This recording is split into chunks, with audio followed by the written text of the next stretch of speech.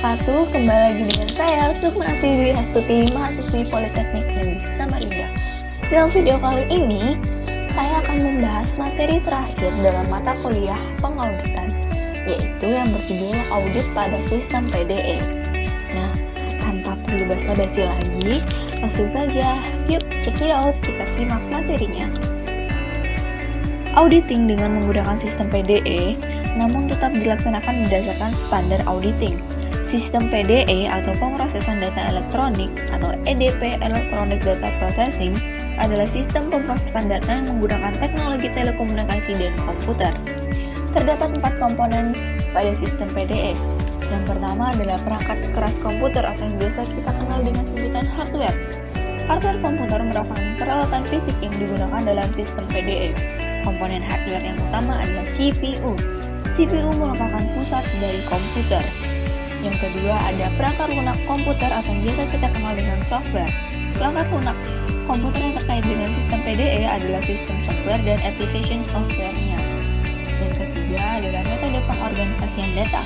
Metode pengorganisasian data merupakan cara bagaimana data diorganisasikan dalam file komputer. Terdapat 2 jenis pengorganisasian data, yaitu traditional file method dan database method. Dan yang terakhir ada metode pemrosesan data. Selanjutnya adalah kelebihan dari sistem PDE. Nah, kelebihan sistem PDE dibandingkan sistem manual itu yang pertama ada sistem PDE lebih baik dalam pemrosesan datanya. Yang kedua, memberikan laporan akuntansi tepat waktu dan efektif.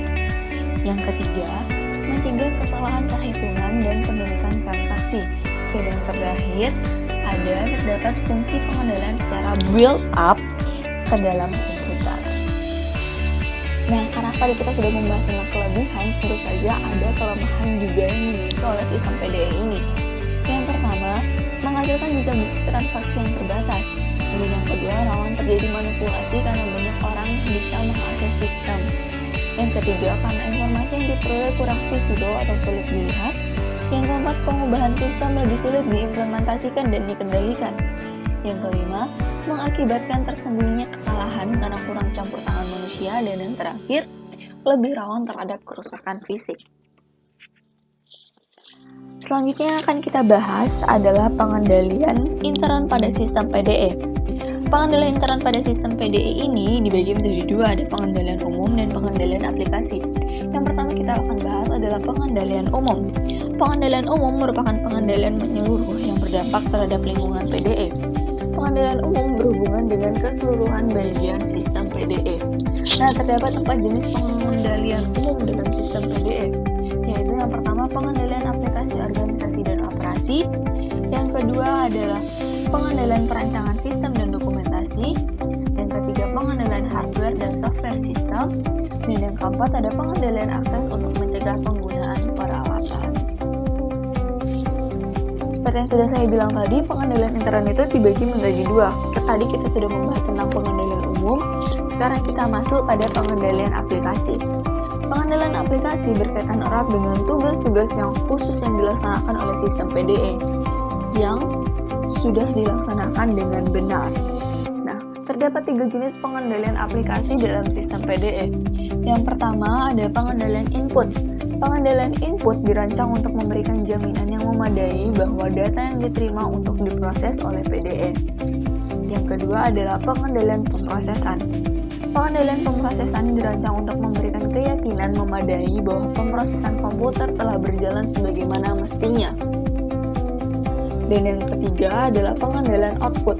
Pengendalian ini bertujuan untuk memastikan ketepatan hasil pemrosesan dan hanya personil yang mempunyai otoritas outputnya. Hasil pemrosesan berupa cetak atau printout, kartu plong, tampilan pada layar, media penyimpanan spasi, pita magnetik, disket atau hard disk. Selanjutnya kita bahas penerapan standar auditing pada PDE.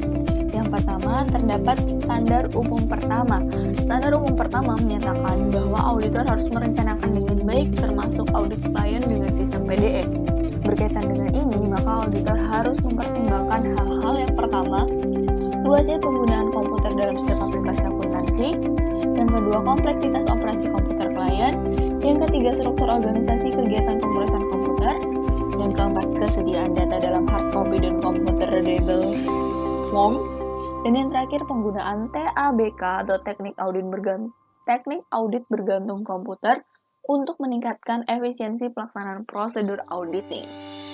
Dan yang kedua adalah standar umum kedua, mengharuskan auditor untuk menghimpun struktur pengendalian intern klien. Auditor harus menghimpun pemahaman yang cukup untuk memahami yang pertama, kelompok transaksi operasi entitas yang diproses dengan sistem PDE dan yang signifikan untuk laporan keuangan. Yang kedua, segala hal yang mencakup dalam pemrosesan dan laporan sistem PDE. Yang tiga, bagaimana komputer digunakan untuk pemrosesan data. Dan yang terakhir, jenis salasaji potensial yang dapat terjadi.